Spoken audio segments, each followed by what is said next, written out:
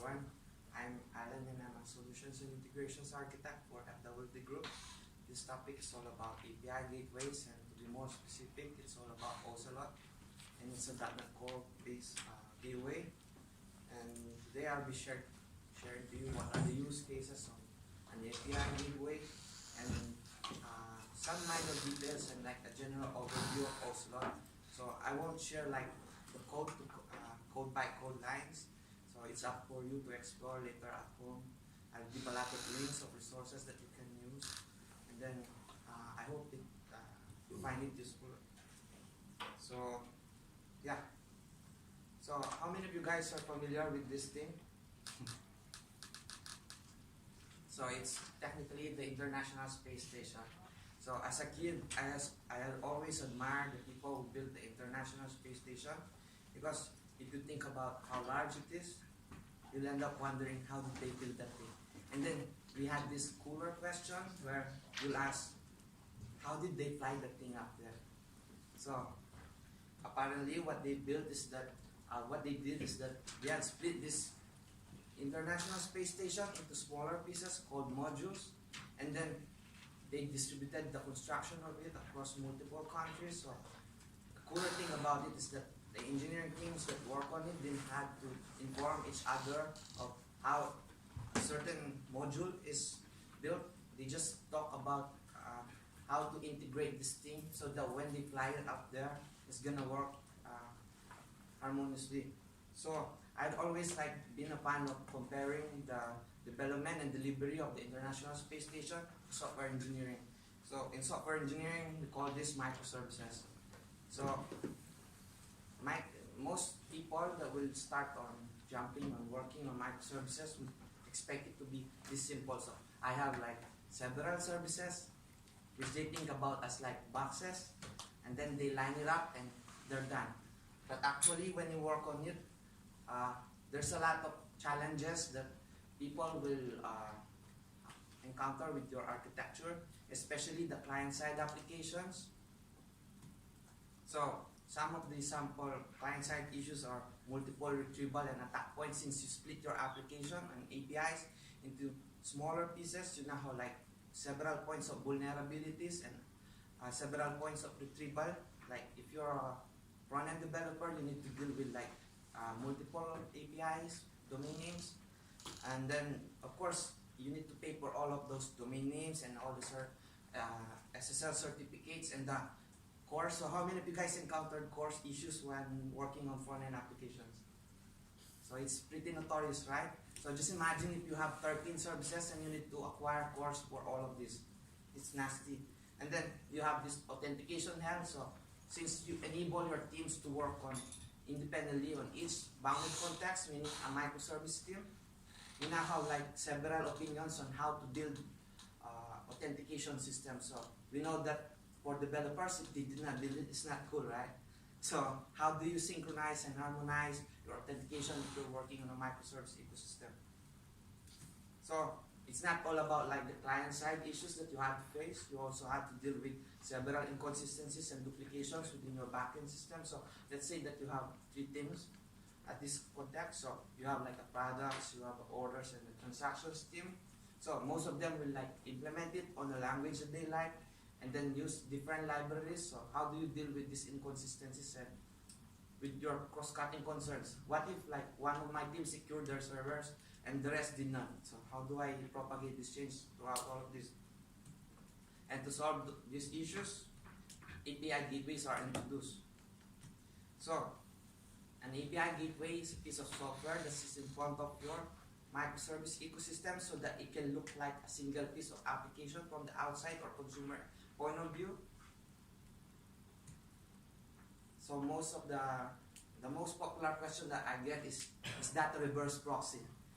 So I would say that it's a yes and a no because I'm an architect.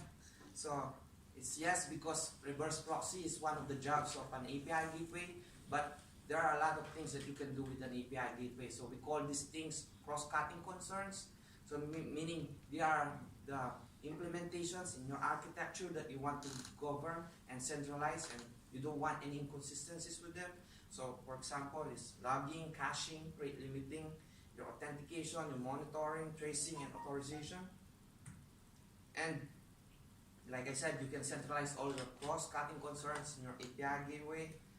And another benefit that you get on utilizing an API gateway is faster cross-continental calls. So I used to work for a French bank which hosts servers in Europe, and the development team and some of the consumers are living in Asia, mainly Singapore. So one of their observations is that if you split your API calls into smaller pieces, let's say you have a profile page for an e-commerce site, you will have to split your API calls for transactions, your cart, and your users, right?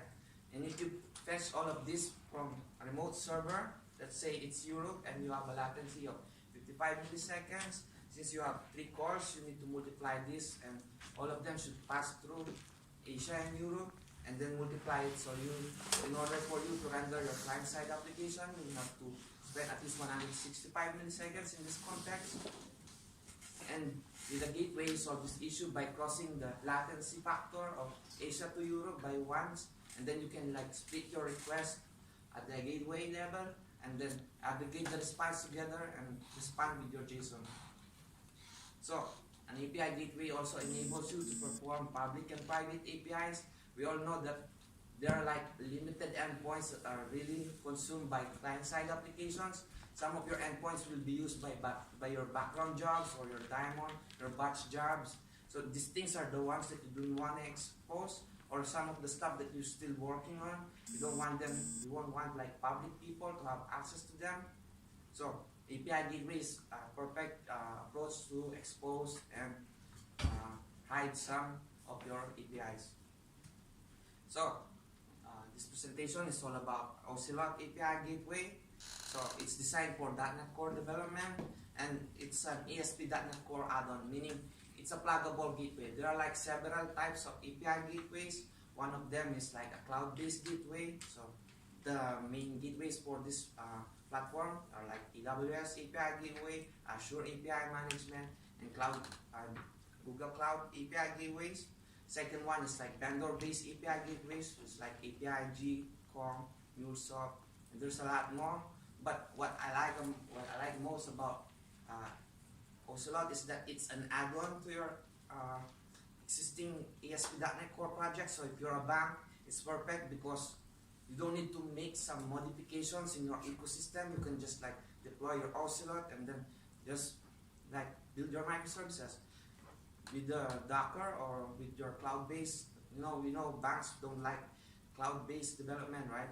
And then for vendor-based, like you need to pay. Like Ocelot is freeware, so it's very good for suggesting to your main stakeholders in your application. Your development teams. So you install this using install package Ocelot command. And then the main advantages of it is that it's open source, it's flexible, meaning you can use it on your existing, like I said, premises. Like if you're a bank, you have an existing ecosystem for ASP.NET Core, you can already use it. And then you can also bring it to the cloud if you try to containerize it and run it on Azure Kubernetes Service or AWS Kubernetes Service. It's also possible. Then it's also compliance friendly since you can run it locally, and it's easy to migrate. Let's say you're a team that currently runs your ecosystem on premise and you look forward to migrating to the cloud. Ocelot is perfect for this use case because you can Dockerize this thing, bring it, test it locally, and if it works, try to ship it on your Azure Container Service or EKS, and then it will work fine. So Ocelot is also feature fact. If you go to its website, you'll see a lot of integration with popular software, mainly like Console, which is like a service discovery system that allows you to decouple like client-side and server-side applications. And then you also have Eureka and Kubernetes. Then you can also implement like quality of service controls like Poly framework. How many of you guys have used Poly? Like it's used for circuit breaking and retries. So it's a good framework. You can check it out. So these like it's existing integrations. There are a lot more, but these are like the popular ones that I picked. So I had like created a demo of this Docker Compose. You can get it from the link below. So we'll try to check it at the end of the presentation. So good.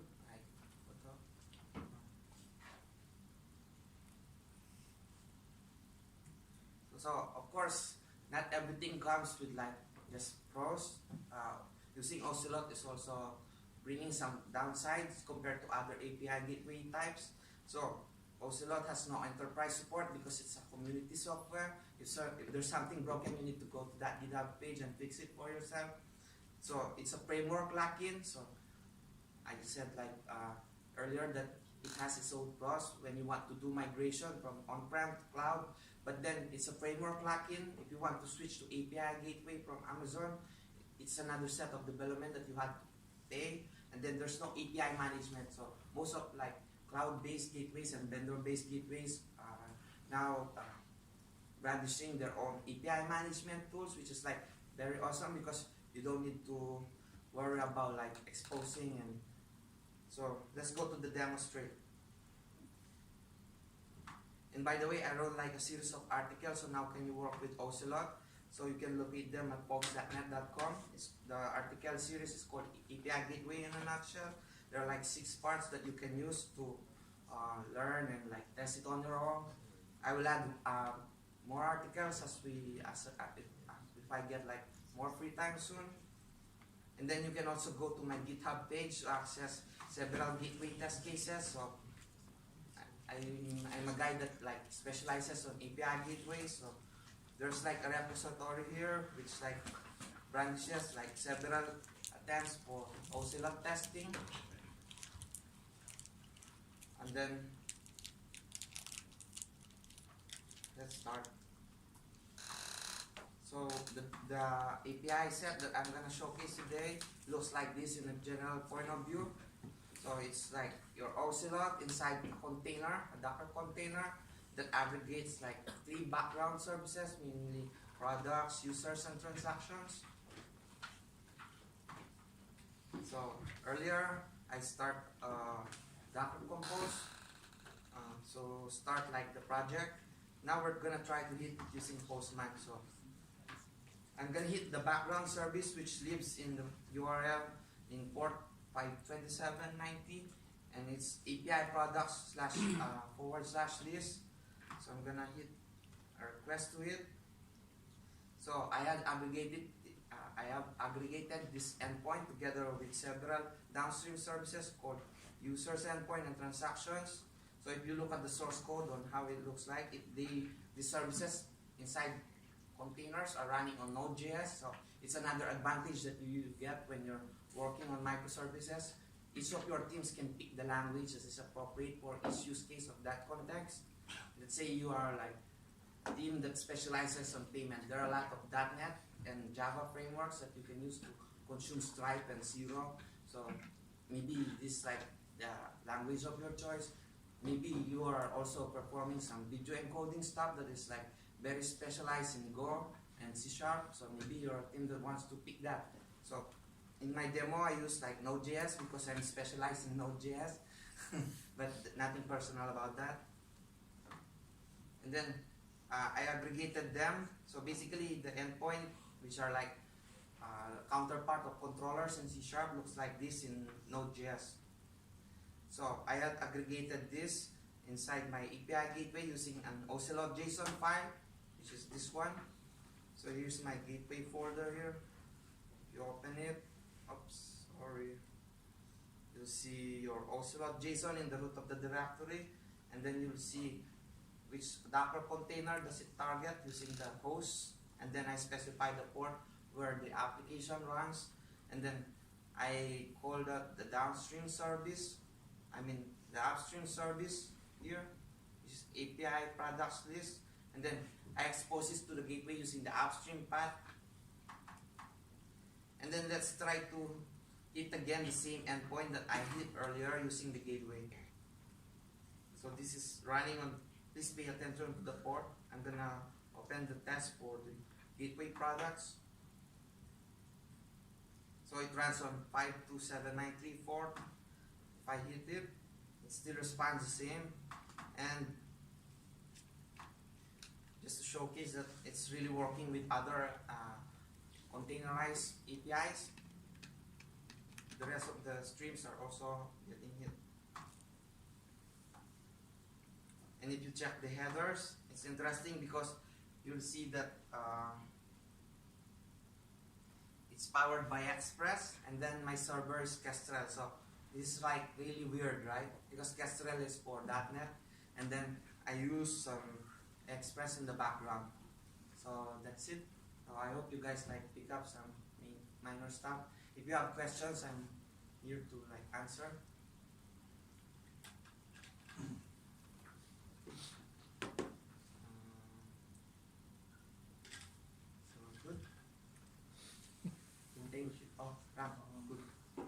If we have a serverless architecture, for example, I'm having serverless architecture kind of thing, and I'm using Docker as well. So can we use this Ocelot to communicate between serverless and this one?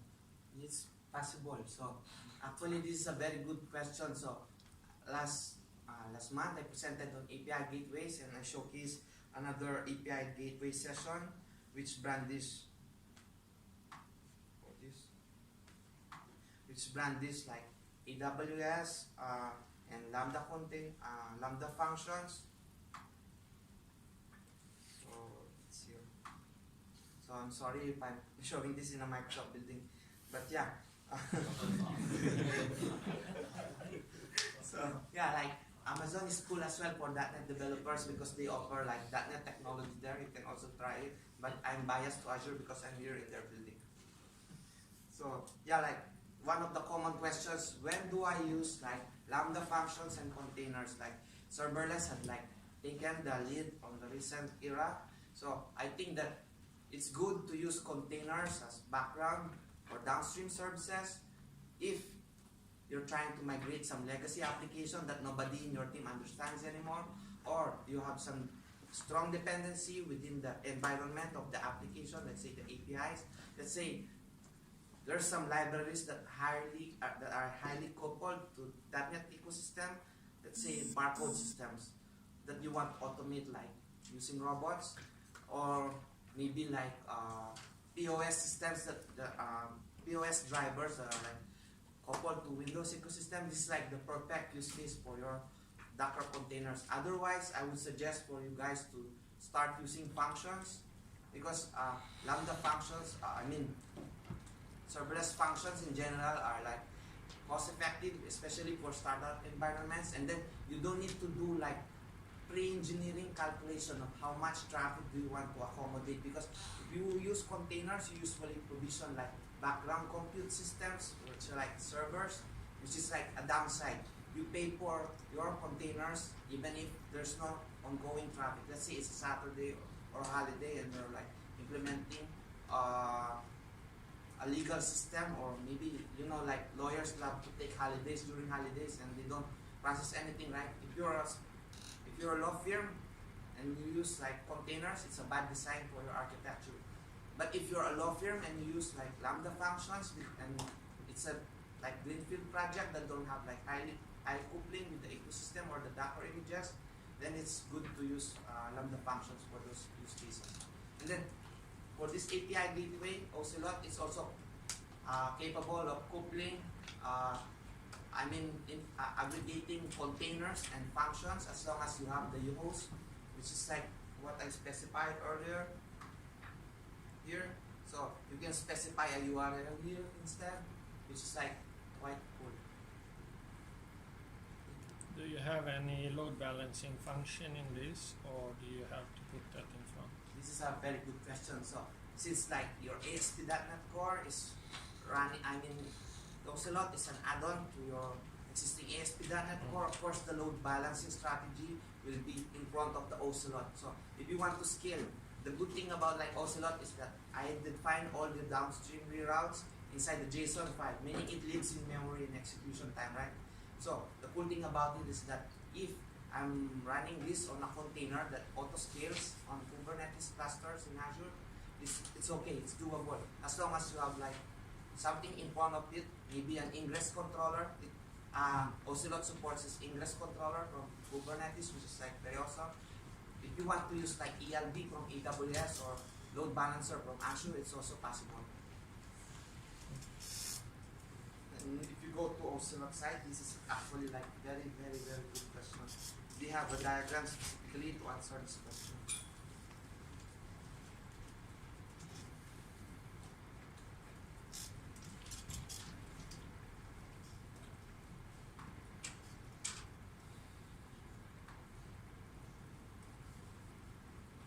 So if you go to this, like the official Ocelot documentation, it's nice because it provides a lot of drawings.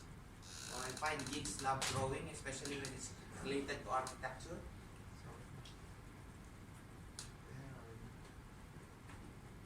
So it's in under the big picture. So this is like your load balancing strategy. If you have like Kubernetes Ingress controller, it's gonna do the job for you, because in Kubernetes you have like pods that are like that don't have like domain name system, but Kubernetes understands them like internally. If you scale, like it spins up the pods, so the Ingress will do it for you. But if you're like an Nginx pan or ELB pan, this is like your use case. Anything more questions?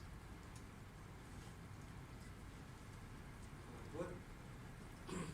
Thank you.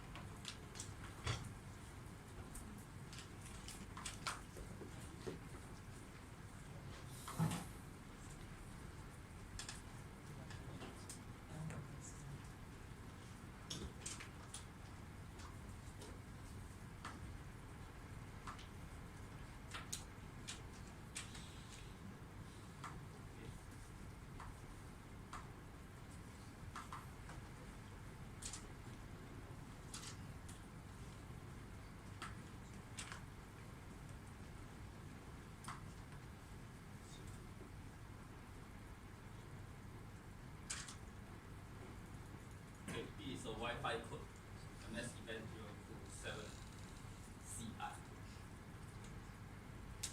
It's a commonly used.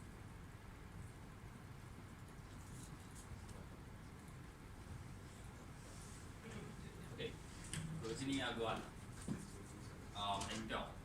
Actually, it's a QA engineer in a startup company, but I helped them to set up the Azure DevOps. Okay, let's see the continuous integration.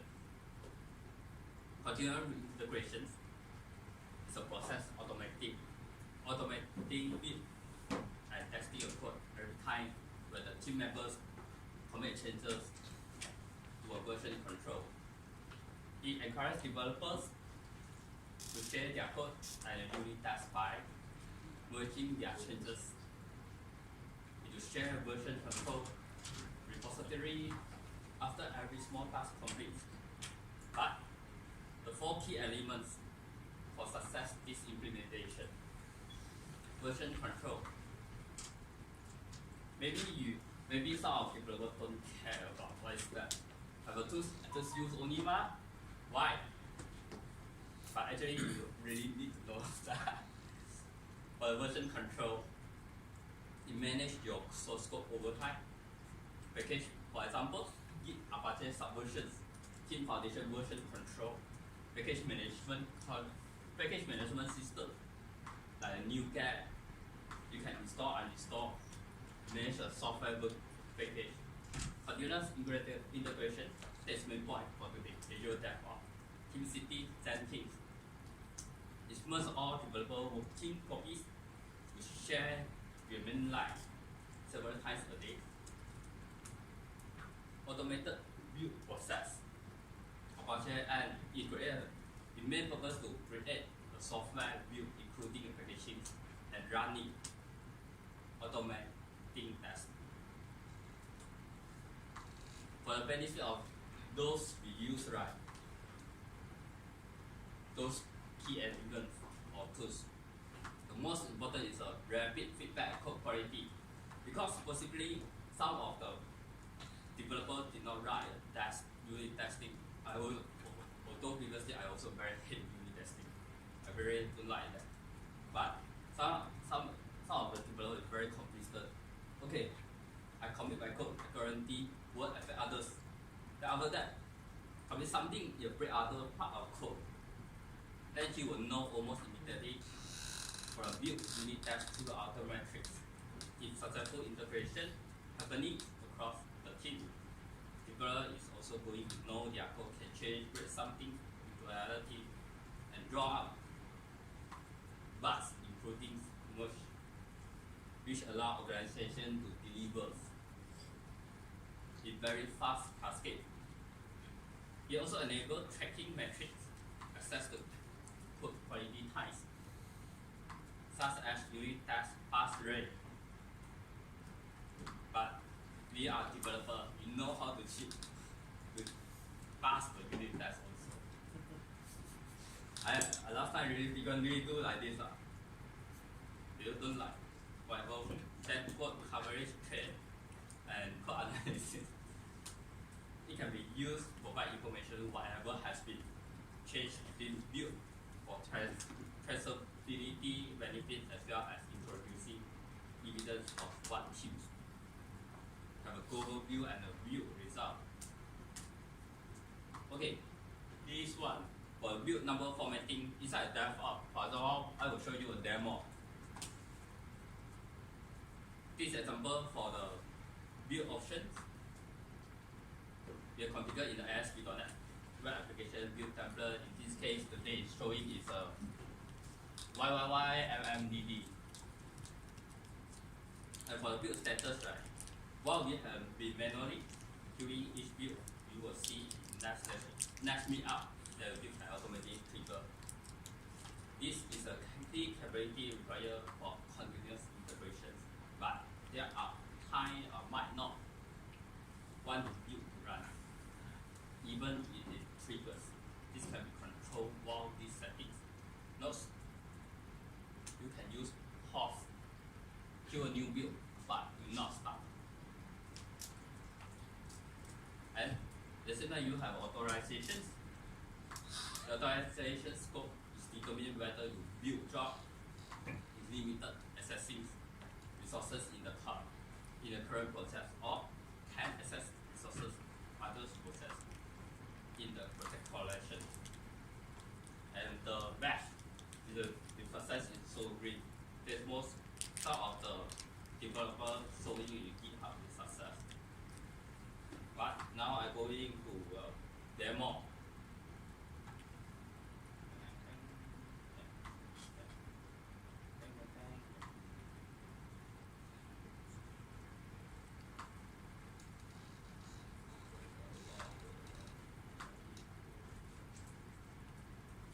Okay, let us see the previously that before I start. I just show you the success one first. You can see all the result files, these warnings and summaries and the test. You can see the coverage, everything, past fields or others. But this is a demo. the real one. Have a lot. But just other contain. Which one? Unit test. But this one not included yet. This demo I grabbed from somewhere. Okay.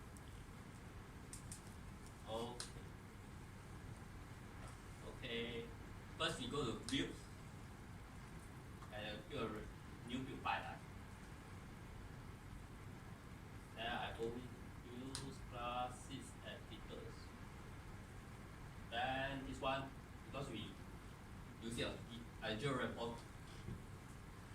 Then pass our unlimited, then you can, if you have a production, you just use a production slot. But currently we show you are using a master. Then I select.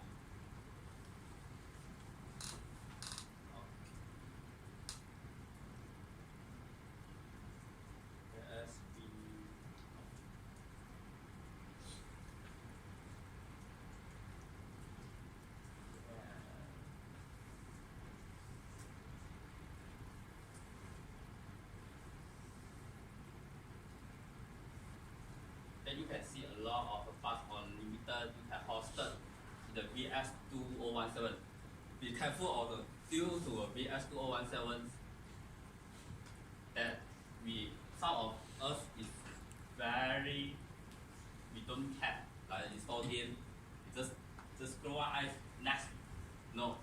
Hosted when your source code is using a Visual Studio 2012 below and the Windows Server 2012 and below. Another is a hosted 1604, but be sure to choose the hosted. Then your solutions, config file, artifact name, then the variables. Normal, triggers. Okay, these are. You don't forget to enable the continuous integration. For example, you forget enable this continuous integration. Whatever your developer commit, it won't to commit into one branch, the master branch. Options.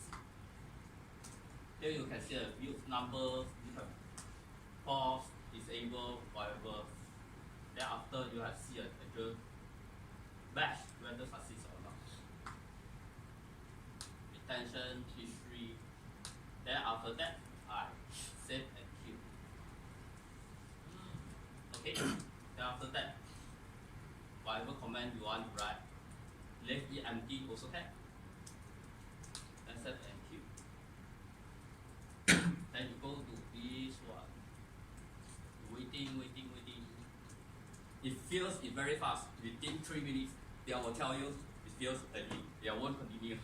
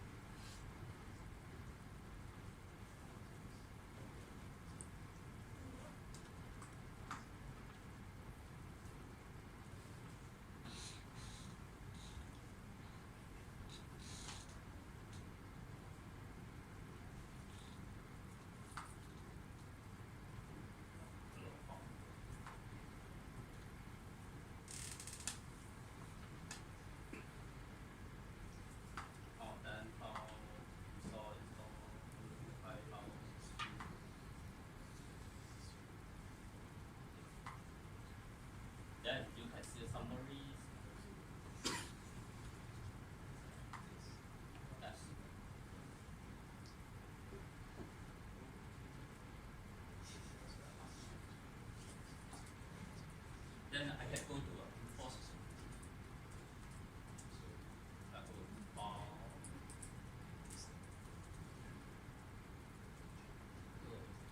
side.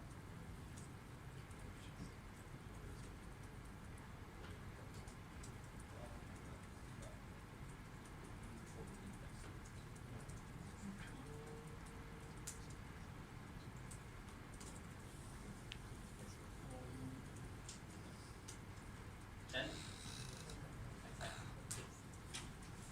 Yeah, I did. Then whatever I like.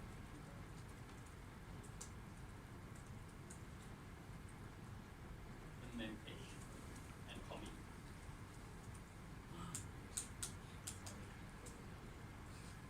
Then I can commit here.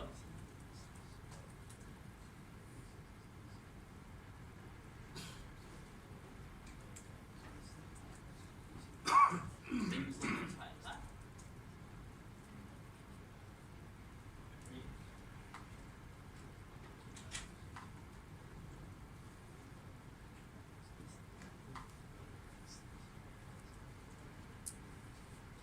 Yeah. Then you can see the updated index. That now waiting. It have automatic commit again.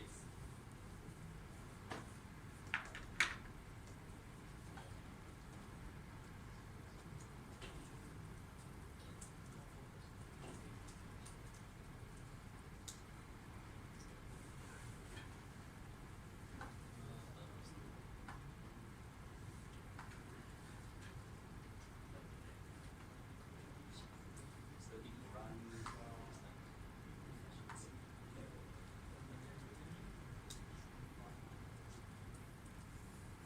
Okay.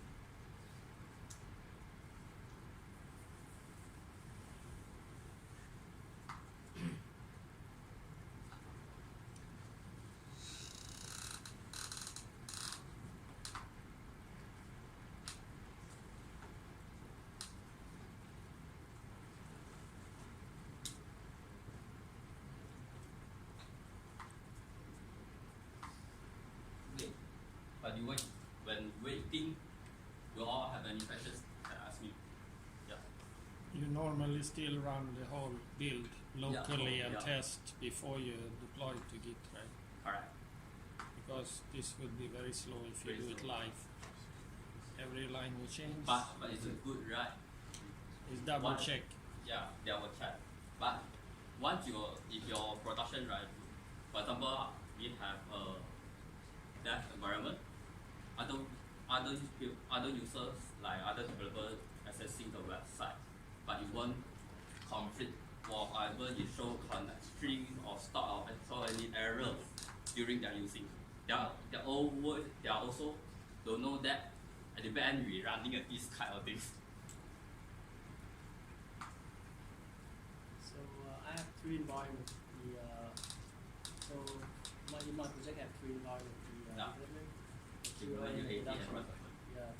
So actually the development team they only have the access to the environment and they manage the source code in their own DFS server. But for QA and production, I need to migrate into the Azure DevOps. So do you have any way to automate the process? Let's say if they commit to the DFS server, and how can I actually You want to make the call update to the Azure DevOps? yeah. Okay, So what I do now is I do manually. do manually. Yeah. Actually, I will show you on next Meetup for the release file. Oh. Actually, you can configure even. Once for the we can set up in the release file. We can set up once in this build success. We call it artifact.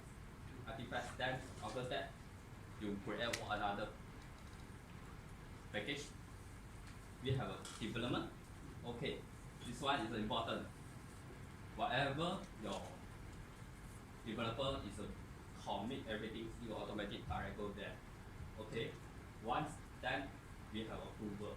We can add in approval. The approval have a two. Either you can add on the round tree. For example, you can choose either one can approve or you want to have a sequence. For example, choosing will be approve first. Then after that, I will approve. Then you can let the queue or add in the QA to test. Test before test, after test, if your QA approve everything, then will be hit a button approve only. Then UAT. Before in the production, we all worry about you still want to test again. Then you add in one approval version. Approval. I mean, they cannot connect to Azure DevOps. They can only commit to their local DNS. Local. Yeah. I mean, I can connect to it, but only from my laptop. Okay. Yeah, and then what I do is I clone it and then I commit to the Azure DevOps. So my question is, there's a way to do it automatically or? Temporary is a good question. Yeah. Local. Yeah. I'll get back to you. Okay, sure. Yeah.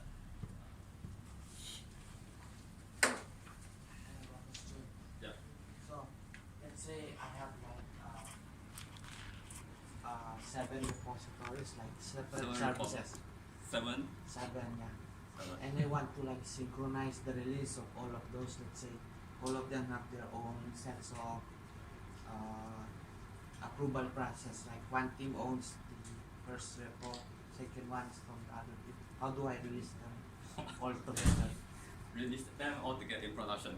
In using Azure DevOps, yeah. Azure DevOps. Okay, let me draw the outline. Cool. You will have a server. One team is the one.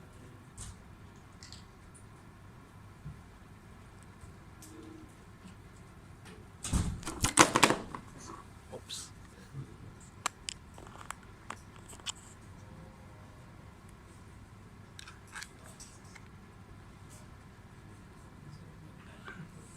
Seven.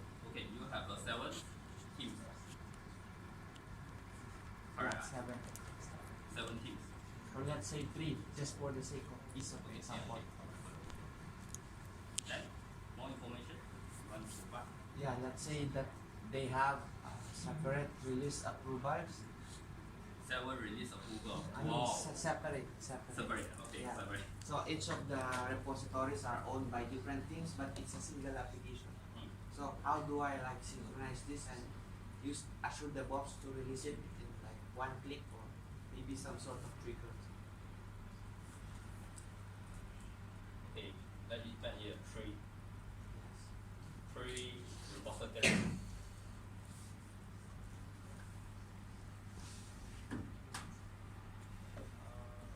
Can you set up dependencies so only if all 3 is signed off, it goes to the next? No, I don't know. One, two, three repository. Yes. You need a set. Have multiple. Yeah, like let's say it's a big application and like there are like 3 source code repositories, but it's a big application. It's just that I have like Separate independent modules. repo for each team. Then I want to release it like synchronously.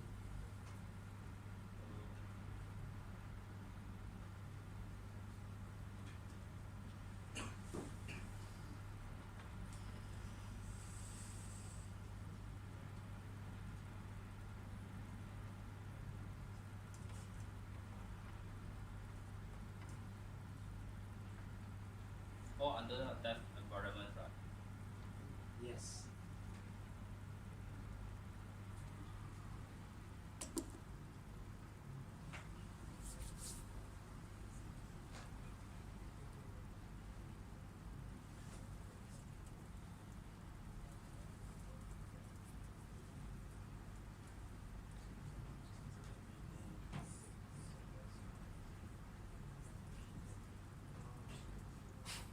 These are 3 repository. You want to add on side, correct? Right. Then you can add in another build inside. Then after that, build. Then you automatically you don't want to add in approval first. Then after that, you direct to build first. Then after that, you go to dev, UAT production. Yeah. Thank you. Finally, the build is already finished. Thanks. Okay. Do you have any questions? Question. Can you run on things other than, can it build other things other than .NET? That's other, for example? Right, kind of. Currently on my source code lah. Yeah. Can they also build SharePoint web apps? Web apps. I not discover yet because I'm not registered to SharePoint. But it's a good question.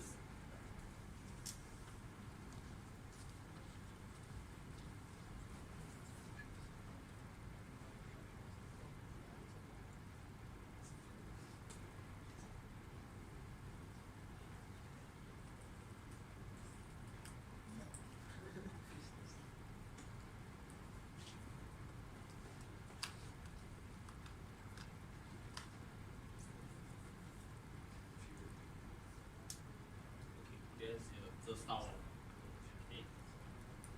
Okay, if you have any questions, you go to docs.microsoft.com or leave a comment in Meetup, then we will reply you the questions. If you reply your questions and whatever you want to liaise with our Meetup or post a job in our career portals.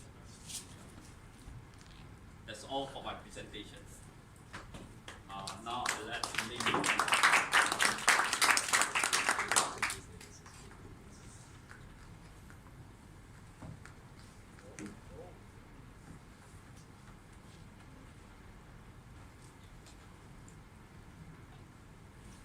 Okay,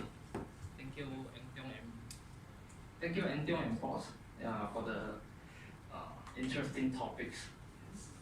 Our company currently actually building APIs, so I will maybe check out the API gateway. Quite interesting. Yeah. So before we end the session today, it's still quite early. So we will do two things. First, I need your help to do a survey so that we can know how we can further improve. The link is over here in the Meetup for .NET and Azure. So it's the same link. So you can click on it and fill it. And please let us know how we can improve, what topics you want to get to know more. And yeah, I can comment about the food also. I think there are still a lot of pizza outside. So secondly is later before we end, before you leave the room, we can take a photo together. You can show your friends that yes, I'm here. Okay. No, just kidding. And I will upload the video. Sorry for being late. I think I didn't upload the video often. Yeah, so everything like if you want to know about our community is all over here, .NET.sg, including the video is over here. So there's a YouTube channel as you asked. Just come in .NET.sg, then click on the link.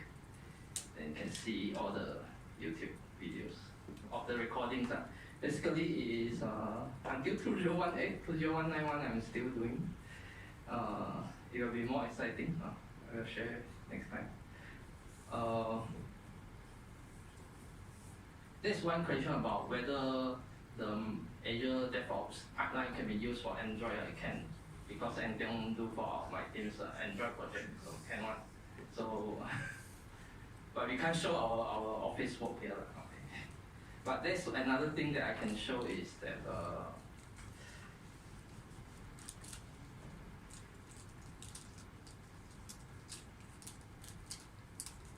yeah, currently I'm doing this project is Golang with Azure. Okay, let's not look at my face, but yeah. So it's a mini project of me doing like finding out how Golang can work together. Golang web app development can work together with Microsoft Azure. So as you can see here, actually I'm using a DevOps pipeline also for build and release. So if Golang has no problem, most of the language in the world should have no problem on that. So For those who are working on Golang, I'm still quite new to it, so if you have any comments, feel free to feel free to drop a comment over here. Yeah, actually this one is the one there. Yeah. So actually it's building a web application running on Azure with the code sitting on GitHub. So it's not really you need to use an Azure repository to do that. You can use GitHub connecting to Azure DevOps, and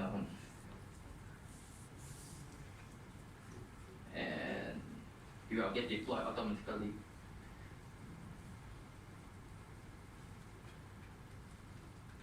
So the 5 options that you see over here, actually you can hide it also. So I'm not sure whether it can be loaded. Quite slow.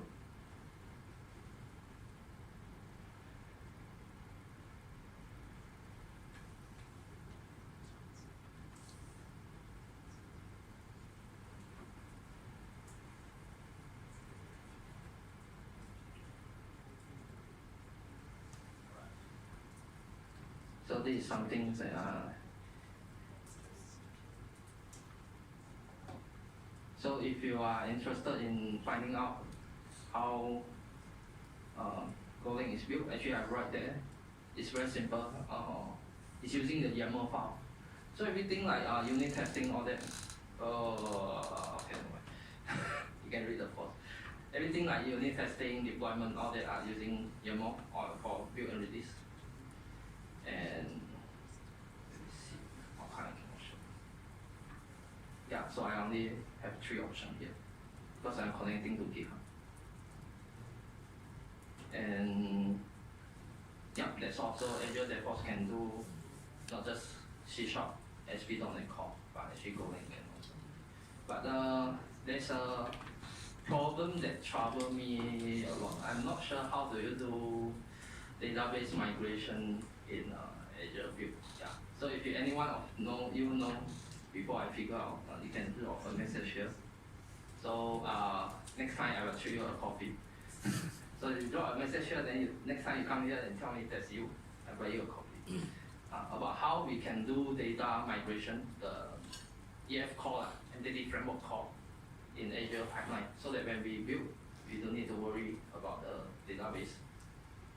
And if we have store procedure, how do we do that? So these are the tools that currently my team still haven't figured out. So every day I need to deploy, then I need to run the migration separately.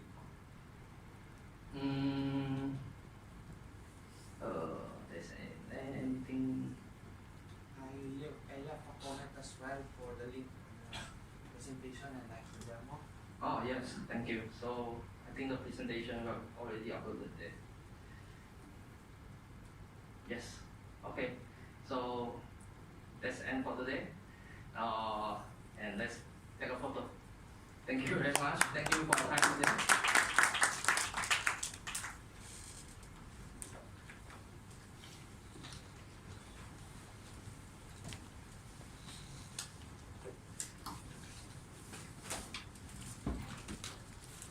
So I hope you all can stand over here so that you have to have this as a background.